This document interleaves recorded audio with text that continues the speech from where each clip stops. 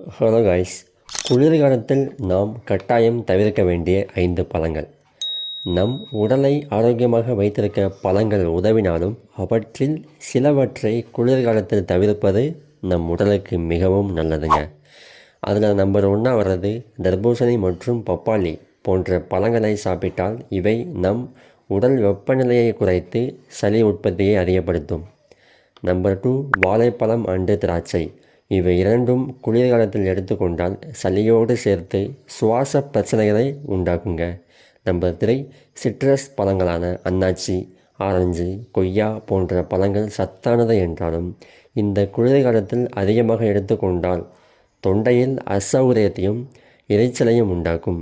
இதற்கு மாற்றாக பேரிக்காய், மாதுளை, ஆப்பிள், சாத்துக்குடி அண்டு நெல்லிக்காய் போன்றவற்றை எடுத்துக்கொள்வது நோய் எதிர்ப்பு சக்தியை அதிகப்படுத்துவதோடு உடலுக்கு ஆற்றலையும் வழங்குகிறது.